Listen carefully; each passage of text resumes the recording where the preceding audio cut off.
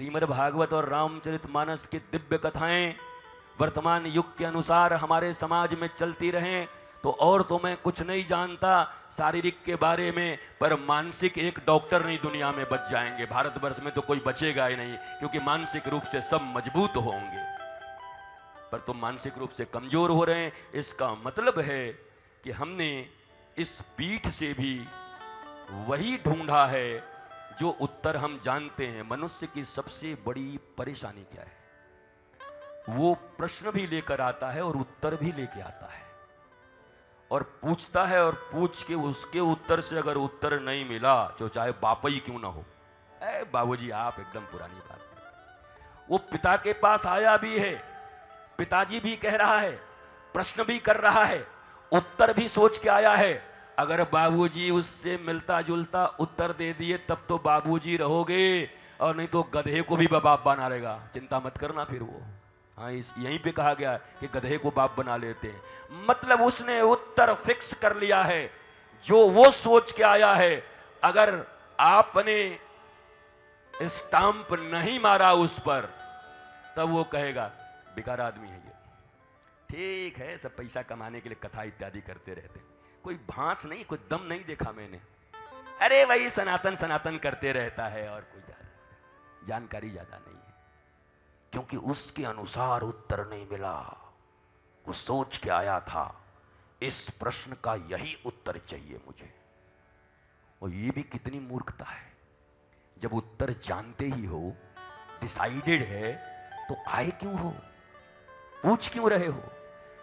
इसलिए पूछ रहे हैं कि मैंने जो उत्तर दिया है, कम से कम समर्थन, हमको बहुमत चाहिए कि हमारा उत्तर सर्वदा सत्य होता है। वो बहुमत प्राप्त करने आया है उत्तर का। ऐसे जीवन नहीं चलता। श्रीमद् भगवत गीता कहती है, भाई देखो, अर्जुन को भगवान ने विराट रूप का दर्शन दे दिया। भगवान, अर्जुन का काम बना? नहीं बना। दुर्योधन को भी दे दिया, काम बना? नहीं बना। अर्जुन ने देख लिया, अर्जुन ने कहा हमारे भीतर उतनी शक्ति नहीं है कि तुम्हारे इस रूप को संभाल सकूं, ये सब मत बनो मेरे सामने। ऐसा ऐसा बस प्रकार का मुंह बना के आ गए। बोला फिर शिष्यस्ते हम साधिमाम त्वाम प्रपन्नम, मैं तुम्हारा शिष्य बन जाता हूं, आप मेरे गुरु बन जाओ। और गुरु और शिष्य बन जाएंगे तो सारा मामला सुलझ जाएगा, क्योंकि शिष्य का काम है समर्पण, न खाता न बही, हमरे गुरुदेव जोन कही हैं वही सही। बनारसी भाषा में हो, सुन लाए, ये बनारसी भाषा है। न खाता न बही, हमरे गुरु जोन कही हैं वही सही, महाराज। और यही सिद्धांत है। व्यास जी ने दे दिया जैमिनी को कि एक वेद तुम्हारे भी नाम किया, ले। और एक दिन काम पर प्रवचन कर रहे थे, तो जैमिनी ने कहा रोज गुरुजी का एक ही प्रवचन चलते रहा, काम काम काम काम। अरे हम जैमिनी हैं, माई नेम इज जैमिनी, एक ही चीज रोज क्या सुने हम? तो गुरुजी ने कहा बहुत अच्छी बात है। रात्रि हुई, घोर बरसात हो रही थी, दरवाजे पर दस्तक पड़ा, दरवाजा खोलिए। अब सुदूर अपने आश्रम में, अपनी कुटी में किसी भद्र महिला की आवाज सुनाई पड़ी। तो कौन हो तुम? बोला मैं एक राहगीर हूं, भटक गई हूं, बारिश बहुत हो रही है, मुझे स्थान मिलेगा रात्रि के लिए? जैमिनी ने कहा ठीक है, उस सामने उधर एक कुटिया है, जाकर के रह जाओ। देखा नहीं?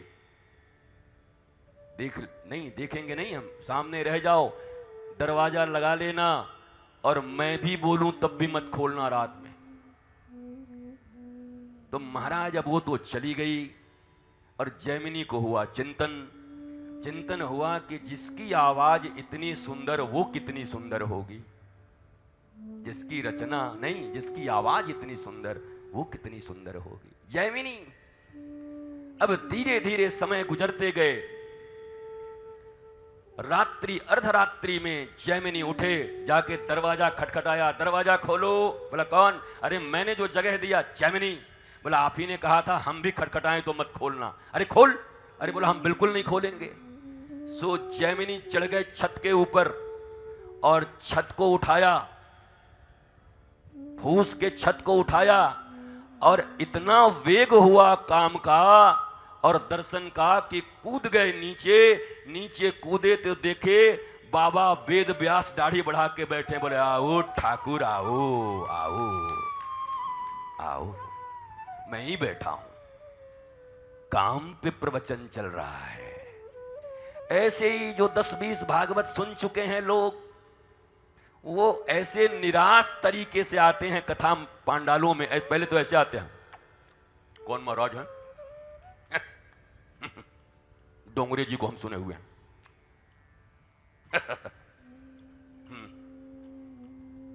अरे हम तो बापू को सुने हुए। अच्छा अच्छा अच्छा, कहाँ के हैं? लेन देन क्या किए? अच्छा अच्छा, ठीक है ठीक है।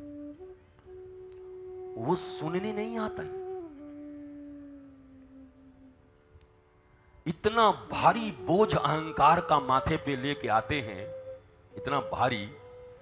बाकी पांडाल में लोगों को देखोगे कि जब करुण प्रसंग हैं तो वो अश्रुपात भी कर रहे हैं, हास्य और विनोद की बातें हैं तो हंस भी रहे हैं, नृत्य का माहौल है तो नृत्य भी कर रहे हैं।